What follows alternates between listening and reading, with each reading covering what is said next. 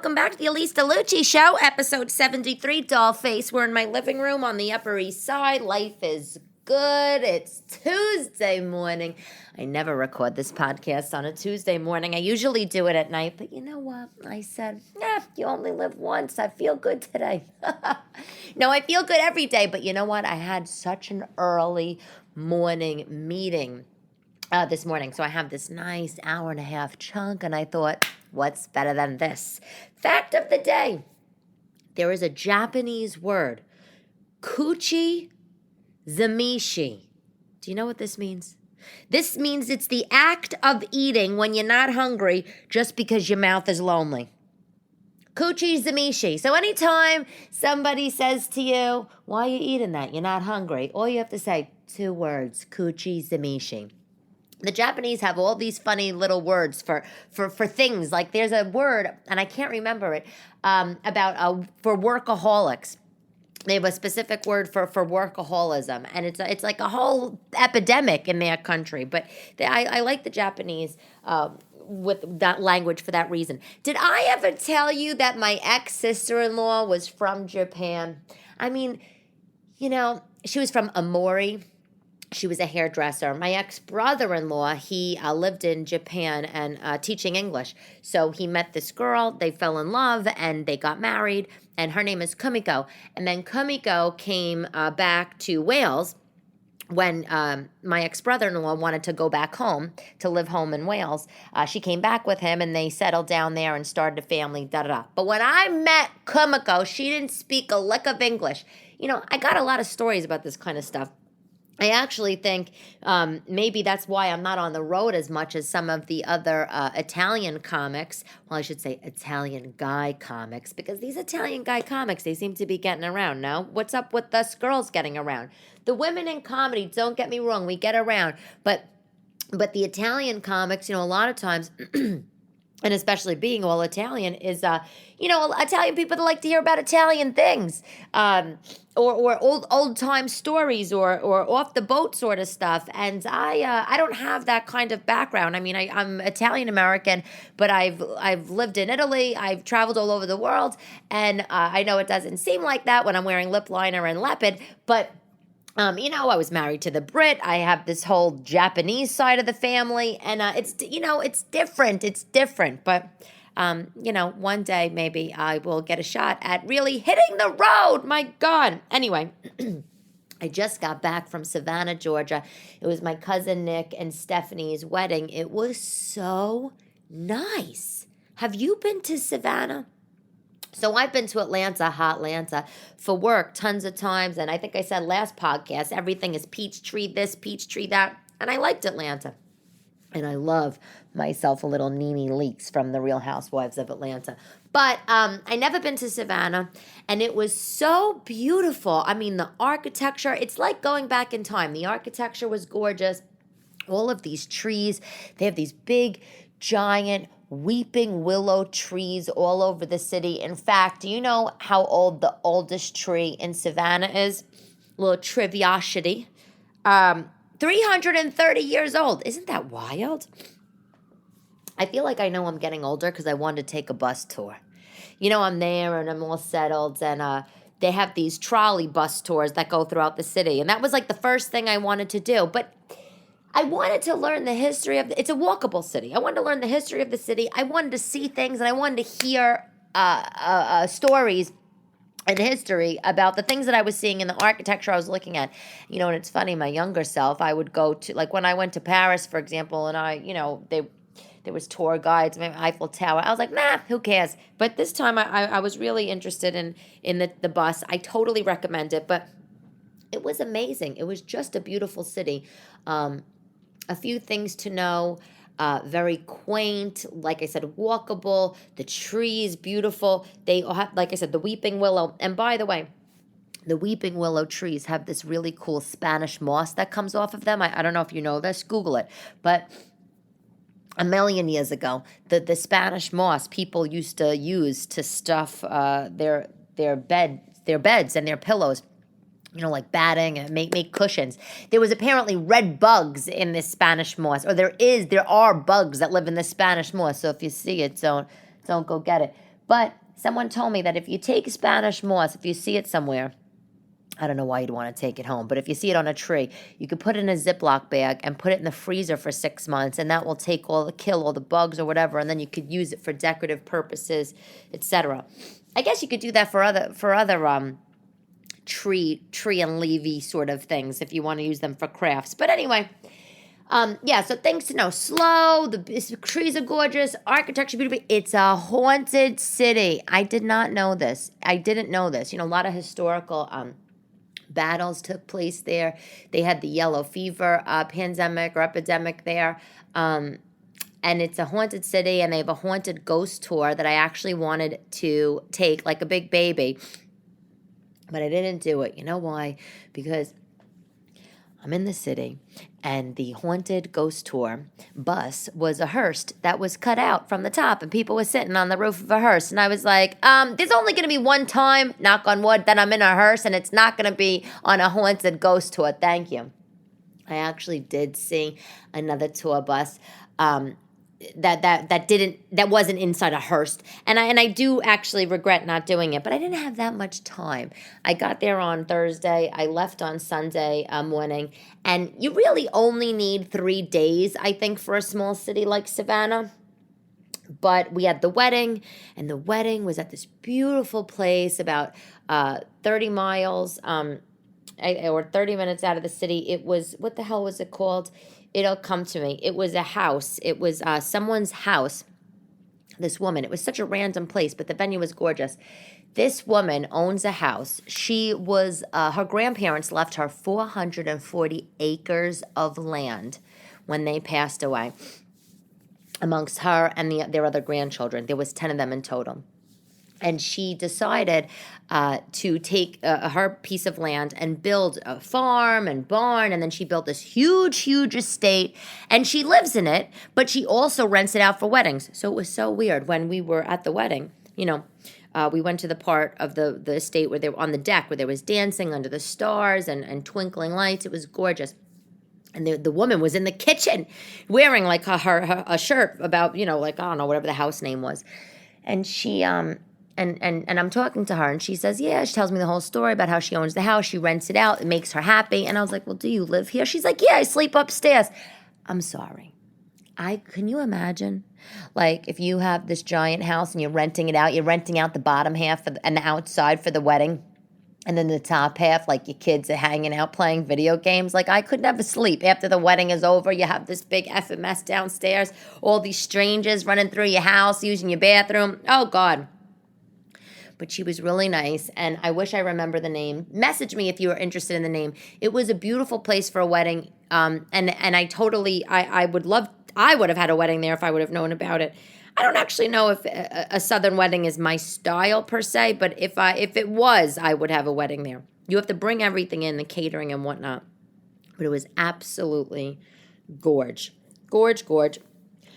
Restaurants were so good in Savannah. I didn't get a chance to go to all of them. I was really upset. I wanted to go to a restaurant called the Pink House. I didn't make it there. That's inside a pink mansion, a pink old mansion. There was also a restaurant called Mrs. Wilkes, which is a family-style restaurant, and you sit at a table with 10 random people or your own party of 10, and everything's family-style, shrimp and grits, black-eyed peas, bread, whatever, gumbo, everything, and it's supposedly the food's amazing, and the ambiance is even better. I did not make it there, but we did go to, I don't know, some Charlie's Oyster House. We went to a restaurant for breakfast called Debbie's, which was great. Debbie's restaurant. And let me tell you something, okay? You're going to die. So we went to this restaurant, Debbie's restaurant. We found it like the second day. We liked it so much we went back the next day because it was a really delicious, just nice breakfast with all the native things, right? Whatever the hell the native things are. So, the shrimp and grits, blah, blah, fried green tomatoes. So the second day we're at breakfast, it was just me and my boyfriend. And we're sitting at the table. He tells me he has to use the bathroom. I say, okay. He comes back from the bathroom, and he was like, Elyse, you're never going to believe this. He said, I'm in the bathroom, and I'm washing my hands. And, he's like, I went to the bathroom. I finished up in the bathroom. I'm at the sink. I'm washing my hands. And I look in the mirror, and I see this guy, walk in this really old suit, like he was performing. And it was a heavy suit. And, it was so hot there. And he's like, it's like 100 degrees outside. So I thought to myself, very quick flash thought. I thought to myself, what the hell is this guy wearing a suit? He's like, and I turned around, and no one was there. And I was like, oh, stop it, you bunch of bullshit, whatever. Now, at this time, we knew that the city was haunted. Well, he kept telling me the story over and over again, over breakfast. And I just said, you're full of shit. But my boyfriend's not somebody that makes stuff up. He's just not. He doesn't say anything that he doesn't mean. He's just not that kind of guy. So I told my mom when I saw her later in the day. And she's like, oh, please, what a bunch of baloney. He's crazy. And I said, Mom, oh, it's true. You're going to die. So my mother went to the restaurant the next day for breakfast because I told her how good it is, Debbie's restaurant. She asks the owner. She goes, let me ask you something. Is this restaurant haunted by any chance? You know what the owner says? She says, yes, actually it is. This restaurant used to be a yellow fever hospital. And we have 4 ghosts that live in it. A nurse, 2 children, and Charlie the suit man. Can you believe that? He saw the ghost. And my mom was like, get out of here. She's like, you're my daughter's boyfriend. They were here. She tells her the story. I couldn't believe it. I said to Chris, my boyfriend Chris, Chris, what did the ghost look like? And he said, Elyse, I don't know. He's like, I was in the mirror. He's like, I saw the man. I saw the suit. He's like, it was a flash thought. He said, I didn't think anything of it. All I thought was, why the hell is this guy wearing this heavy, old-timey suit walking in the bathroom? He's going to die of heat stroke out there. And that's that. So, of course, my mom, by the time my mother went to the restaurant, we were already on the way and found out the story. We were already on the way back. We were already on the way to the airport. I was so disappointed because, then, of course, I wanted to go back and see a ghost. I actually, knock on wood, I don't even have any wood around. I've never seen a ghost. Have you? I watch all those shows, when I like to watch mind-numbing paranormal TV, I watch them, but I always think, oh, please, it's all a bunch of, crap. But this was really something. I want to talk to you about the dress I wore for the wedding, an 1,000-degree wedding, but I'll tell you that later because I'm going to do it as my product of the week. I had no idea what I was. Let me say, though, I had no idea what I was going to wear for this wedding. I mean, what the hell do you wear for a wedding in the South, in Georgia, in 100-degree heat, and it's outside? I have the most sensitive skin. I've talked about this before. I was sweating bullets, and I brought 8 dresses, which is ridiculous. But I needed something cool, and I also didn't know if I was going to be casual-ish, or more dressy, and but I wound up getting this great dress. It was the least expensive dress that I had packed and had bought for this affair. I got it on Amazon, and you're gonna love it. I actually I really used my overage and baby powder for the whole entire weekend that I was there. I just was dumping it on because I was dying. And while I was there, this woman, she told me, she said, Elyse, do you know about liquid baby powder? And I don't know about liquid baby powder. Do you know about this? I feel that I know a lot of the beauty stuff. I have no idea. Apparently, there is baby powder that it goes on like a lotion and then it dries like a powder. Yeah, if you go on Amazon, I went on Amazon and I Googled liquid baby powder, and it comes off. There's a brand that gets a lot of reviews. It's called Super Fresh Body Powder Lotion by Sweat Block. Talc-free, anti-chafing, deodorizing. So I don't know if you've used this before, but I'm assuming if you feel like you're gonna schwitz, you put a little bit of the lotion on, wherever you want to do it, under your boobs, under your arms, in between your legs. I mean, come on, let's be serious. What, you don't chafe on your thighs? Come on. And then does it just turn to powder? Because let me tell you something. If I rubbed lotion on my thighs and they started touching outside and it wasn't a powdery feeling, I would go nuts. Nuts. Nuts. So I was in the market for a printer, and you're never going to believe this. So I have this Epson printer that I bought from Amazon. I think I've spoken about it a few weeks ago. I bought it I bought it back in March or April. The thing always was a piece of shit. It never worked, okay? The thing never freaking worked. So it was through a third-party seller, Amazon didn't want to give me my money back. It was $300. Why did I buy a $300 printer when they're selling them for $70? I got no idea. But I called Amazon, and they have a whole process. If you buy something through a third-party seller, they're not going to give you your money back. You have to, they contact the third-party seller on your behalf. They keep contacting, blah, blah, blah. Well, let me tell you. If you do that 3 times, if you have Amazon message the third-party seller 3 times, by the third time, you will get your money back. So I tell Amazon, I call them back, I said, I bought this third-party printer. You told me you were going to contact the seller. The seller never contacted me to rectify the situation that they sold me a lemon. It's been the 3rd time I've called. I want my money back. And the Amazon agent said, okay. You were right. We've done this. We've emailed them 3 times. We'll give you your money back. So that's it. Got my $300 back. So I bought another printer, an HP printer. I don't know, $100, something like this. Do you know what happened to this printer? I don't know if this happened to you. The printer comes. I'm all excited because that's what happens in your middle age. You get excited about getting a new printer. And I open it up, and it doesn't have any directions to set it up. It says, if you want to if you want to set up the printer, please visit 123hp.com, whatever it is, on your mobile device and your phone. And basically, you have to visit the website, and you get the directions, how to set up the printer. But you know why they do that? Because they want your email. They want your email and your phone number, and they want the serial number of the printer. They want to know where you bought it, because it's all about the big data. All these companies want data. I talk about this in my full-time job, and you know what?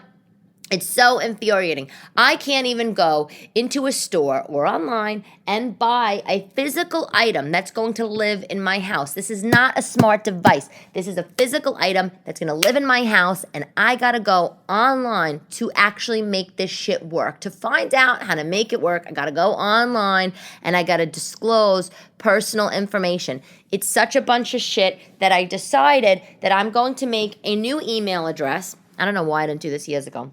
A new email address just to give out to all these vendors and these stores and their loyalty cards, because I am absolutely sick of giving my personal info. I'm absolutely sick of it.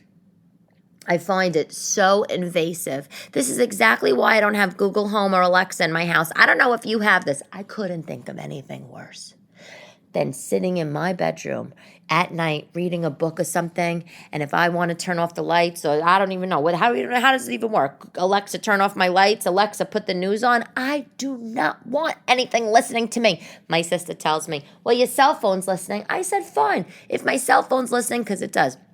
The iPhone records every 10 seconds or something. I learned this at Cannes Lion years ago, which is a big digital media advertising marketing event that happens in the south of France. Anyway, happens right after the Cannes Film Festival. And I said to my sister, that's fine that the iPhone records every 10 seconds or 30 seconds, whatever the hell it is. I said, because guess what? I could move my iPhone out of my bedroom, put it on the other side of the house. I could close my door, and I could be connected free, cordless. I don't have a TV in my bedroom. I don't have a radio in my bedroom. I have nothing except my bed and built-in cabinets and lights and a chandelier, and that's it. So you know what? I couldn't think of anything worse than having these the IoT devices, which are the Internet of Things, talking refrigerators, devices that listen. So, yeah, but I can't really deal with this printer situation. I found it to be so horrible. So horrible. This is exactly why I don't wear an Apple Watch anymore. I used to wear an Apple Watch. I like an Apple Watch, but I felt I was, Well, here's the thing. I stopped wearing the Apple Watch because it's giving me anxiety. All the time I look at my watch, I see all my texts blowing up. Every time I'm on a group text with my mother and my sisters, my Apple Watch is blowing up 10,000 times. Then the Apple Watch, yes, I like it for the steps, but the Apple Watch, it's keeping track of your heartbeat, and all this other stuff. I said, get the hell out of here. Get the hell out of here. I do not need my health vitals being trapped and tracked right into the Apple data warehouse. My sister's like, what are you going to do something terrible that you don't want anybody to know anything about you? I said, no, I'm not. And they know everything anyway. Of course they do. I said, I'm just not going to add to it. I'm not going to add to it, and I don't care. And I'm sure my kids in 10 years, when they're older and teenagers, they're going to think, Mommy's a dinosaur. So be it. But that's how I feel. I got a advice question in my messages, and I wanted to share it with you guys. I used to do ask Elyse or, advice, ask me anything sort of things. And if you do have any questions, feel free to ask me. But I dropped that segment because I was getting stuff and then I wasn't. I wanted to be consistent, but I did get a question. So I wanted to talk about what my opinion on it, especially because I think it's important. It's a girl. Her name is Natalie. I'm not saying your last name, so don't worry. There's 1,000 Natalies, and by the way, I love that name. And I wanted to name one of my daughters Natalie, but I didn't. And anyway, here's the question. Elyse, I'm in the process of a divorce, and he's just trying to waste my time in court, etc., etc. How did you reach such an amicable spot with your ex-husband? Okay. Here's the thing, Natalie. Doll baby. I had a very amicable divorce for lots of different reasons. And I want to get to you specifically. I wish you gave me more information, more details. But I had an amicable divorce for lots of reasons. When I got married to let me back up. When I got married to my ex-husband, we were friends first. We worked together for a couple years. We were best friends. We did everything together, and we worked well together. So when I met my ex and he met me, we didn't have this lusty, tear your clothes off kind of crazy thing. And not to say that that's not amazing. And sometimes I wish I had that, right, with him in the very beginning. But I didn't. We were friends and we worked well together. But one thing that carried throughout our whole marriage, that we worked well together on everything. We renovated 2 apartments together. We obviously had 2 children together. We both worked and balanced schedules. And he is a very easygoing guy. Me? I don't know. I'm easygoing, don't get me wrong, and I'm down to earth. But I could be a little dramatic, if you know what I mean. So, having said that, when we got divorced, it wasn't. We worked through it. Actually, that's not true. We didn't work through it. When we got divorced, we kind of already had this ingrained, we're good together sort of work ethic, if that's so to speak. Like, I trust him. Like, he really was the one that worked on the divorce agreement, and I trusted him.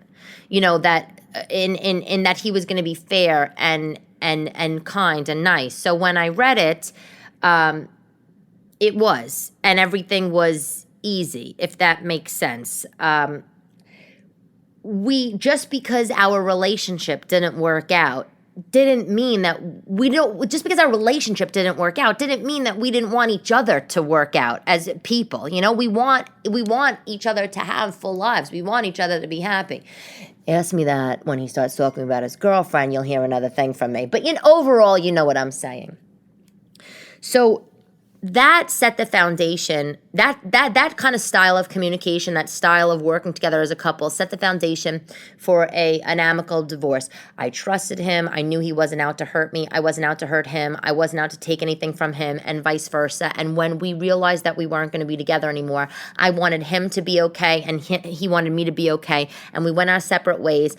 And that's that. And when people say to me, not like in show business, like when people like real, like when I have lunch with a girlfriend or if I'm meeting somebody, they'll say, if they ask me about my divorce, I say, at the end of the day, because it's true, that I didn't have a whole career in comedy for 20 years. I started my career in the business world, and I say, I am a business person, and he's a business person, and we treated our divorce accordingly. Not babyish, not anything. And I know that that's rare. I do know that that's rare. Now, don't get me wrong, okay? I'm not sitting here on my high horse saying that this is how it should be. There were moments, and there are moments. I'm divorced, and sometimes I'm like, I'm calling a lawyer, and I'm getting this shit redone because I don't like the 50-50 custody. There are times when I get really crazy, okay? And him as well. But I think that set the foundation for this kind of current communication style that we have, which is friends. Now, that's me. For you, you did not give me a lot of information. Like, what happened? Why are you getting divorced? Because that's the question. Well, how old are you? Because, that age plays a factor. Why are you getting divorced? Did you cheat? Did he cheat? Did you both decide, you know what, this isn't working out? Did you want the divorce? Did he not want it? Because look, at the end of the day, if you wanted the divorce, or if you had something or other on the side, or if you just were like, fuck this shit, you only live once, I'm going to go out there and either be alone or try to find somebody else, and he doesn't want the divorce, you have to expect him to be dragging his feet in court or wasting your time in court, like you said. And, and maybe if the situation was reversed, you would maybe too, because at the end of the day, is he wasting your time because he's just trying to be nasty and vindictive, or is he wasting your time in court because he really is in love with you, doesn't know how to express himself, and he really wants things to work out? So I think that's the thing that, I wish I knew. Is he wasting your time because you think that he's still in love with you and he's just an immature big baby, or is he wasting your time because he's just an asshole?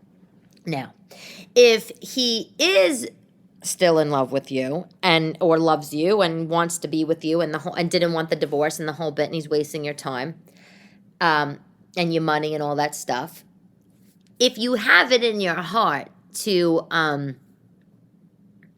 think about reconciling, maybe it makes sense to go to a therapist on your own and just talk about your experiences with your therapist. I know you didn't ask me what the hell to do. I'm just telling you.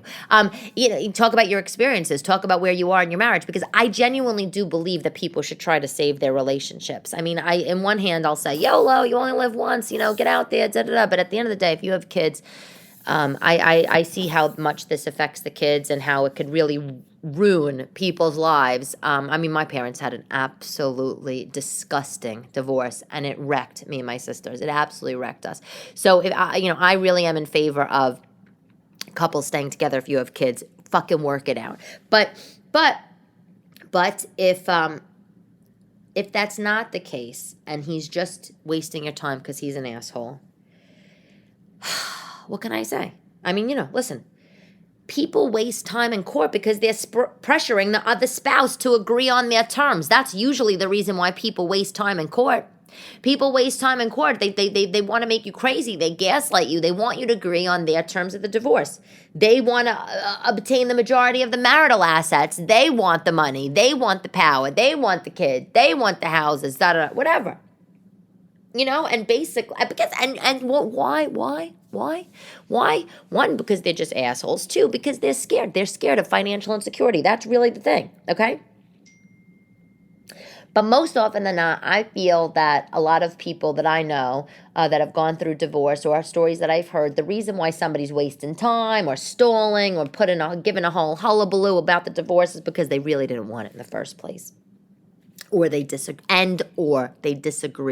with the terms in the contract. So if I were you, if you can't do it yourself, I would contact a therapist, not a lawyer, because, how great would it be if there was a lawyer therapist, by the way? Maybe that should be a new thing. I'm a divorce lawyer therapist. But if you could contact a therapist, maybe in the presence of a lawyer, which will be expensive, but maybe just say, why are you wasting, and have them, bring it up in the table, have a round table discussion. Why are you wasting my time?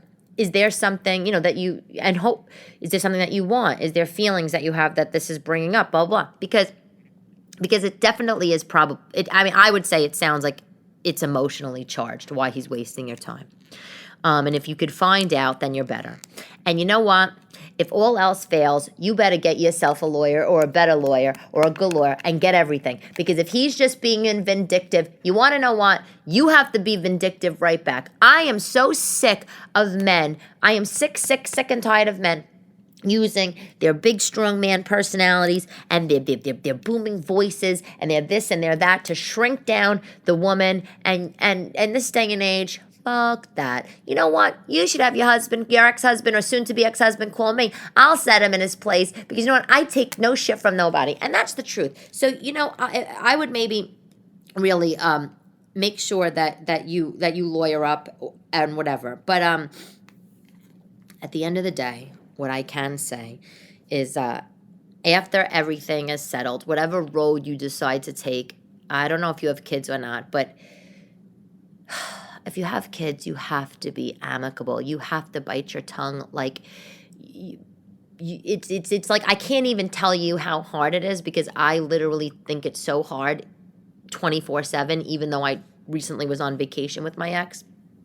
Because let me tell you something.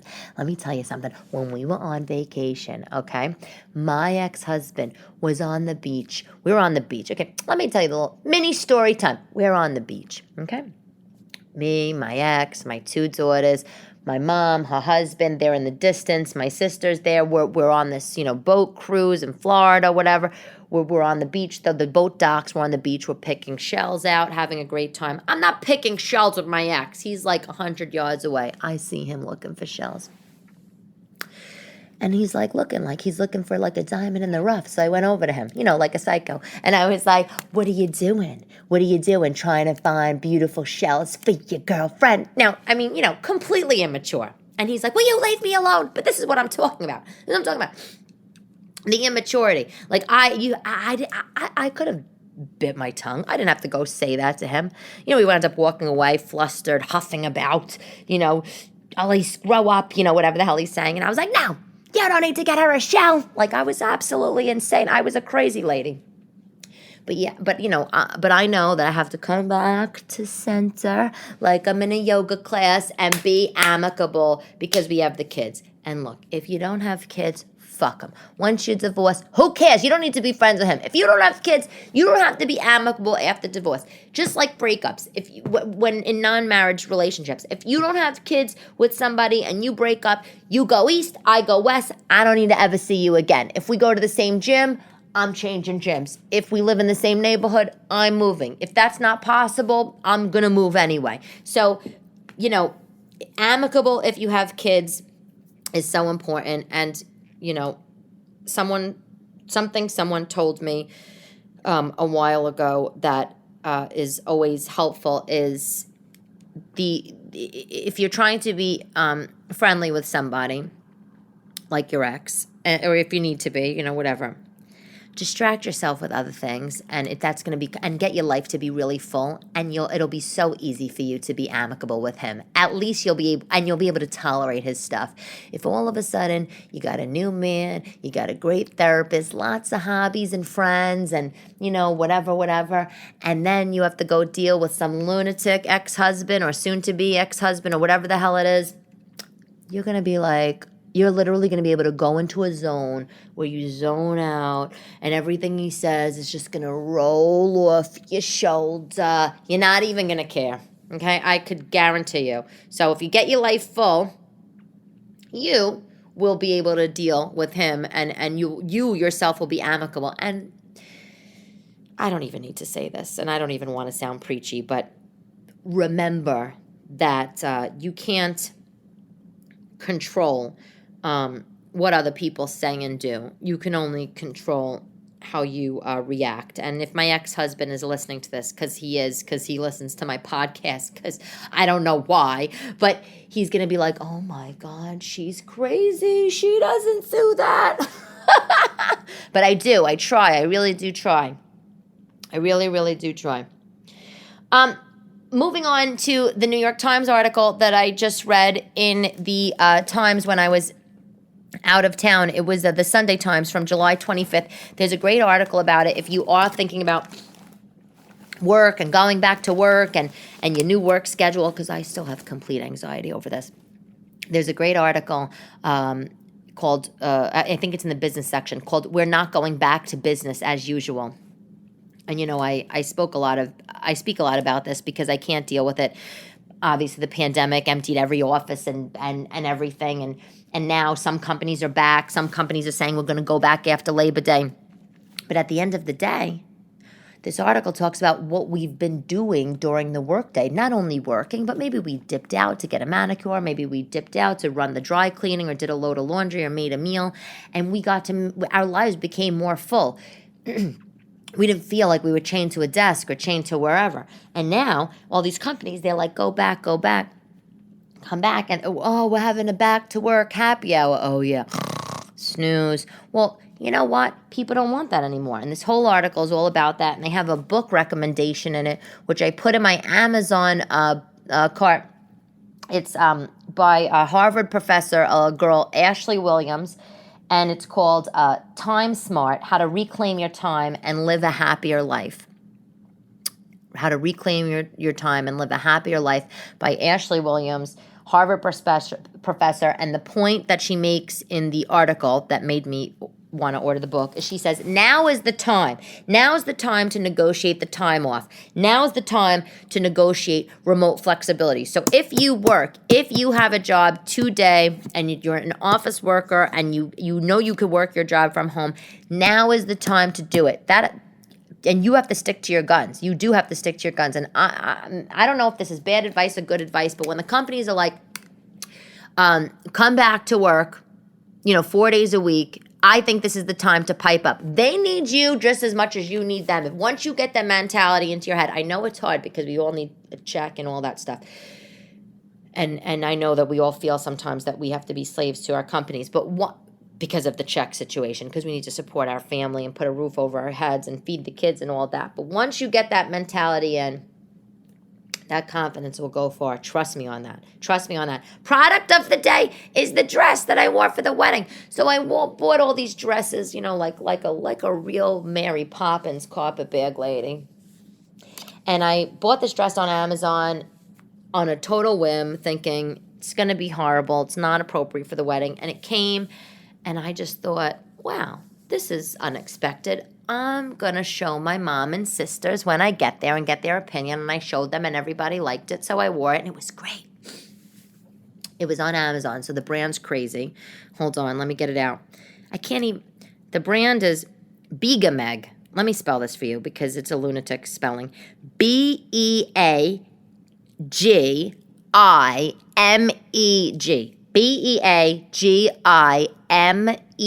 That's the name. That's the brand name of the dress, and the dress is called Women's Sexy Tank Top Bodycon Ruched Sleeveless Basic Midi Party Dress. I mean, can you deal with this description? But anyway, the dress was $28.99. It comes in 10 colors. I got it in this fluorescent yellow. You could see it on my Instagram page at Elyse DeLucci. I bought it in a size large. I wear a size 6 to 8. Let me tell you something. This dress was so comfortable. It was so comfortable. It was hugging my skin, but not hugging my skin, if that makes sense. It was slinky and knee length, and it was fitted. So, you have to like how you look when things are fitted. But it's ruched. So even if you don't like it, the ruching covers it up. So if I was sitting down, I didn't like the way my stomach was looking, I ruched it up around the stomach. It was so comfortable, I literally can't even tell you. Now, when the dress came, the material was questionable because it was like a stretch polyester. It looked like maybe something Rave Girl or G&G sold, back in the day. And I was like, ugh, this material just screams, I don't know, Y2K kind of clothing. But it was nice. It actually had a cooling effect. And I can't believe I'm saying that to you because I do have a crazy sensitive skin. So if you need a knee-length dress and you want something that hides any lumps and bumps or whatever, the ruching, you can't go wrong. I got it in the hot yellow on a whim. I just reordered it in black and purple. Why purple? I don't know. I'll probably return it. Story of my life. Anyway, I put some dates on Instagram that I'm going to be around. am still waiting for this one date at the end of September or first weekend in October where I will be doing my own show, and I'm waiting on this club to get it to me, so I really hope that happens. So stay tuned on that. But in the meantime, I have some dates posted, and I'm going to be coming out. I'm going to be coming out to cities. That's what I'm going to be doing. I spoke to a manager recently, and that is just what we are going to do. People are coming out. People are loving it. People are loving the DeLucci. What can I say, baby? Not as much as they're loving the male comics. Actually, that's not true. They love the DeLucci more. It's just that this is a male-dominated business. But don't worry. Don't worry. We're taking over here, okay? That's just how we have to that's how we have to do it. That's the attitude. Quote of the day. Quote of the day. I read this quote online, and I just love it. The worst part of online shopping is having to get up and get your credit card from your pocketbook. That's all for the Elyse DeLucci Show, episode 73. Thank you. Thank you for listening. I cannot believe we almost been doing 100 episodes of this all throughout the pandemic. It's been great fun. You guys, you feel like my friends to me, and I love talking to you sitting here with my Dunkin' Donuts iced coffee. Dunkin', you going to sponsor me? What's up with that? It's just the best. It's absolutely just the best. Follow me on Instagram and on TikTok if you don't. And hey, tell your friends about the podcast. Have them write a review on Apple Podcasts, because I read them all, but it also helps my podcast become a little bit more popular. Thank you so much for listening. I appreciate you. Talk to you soon. Ciao, ciao, baby.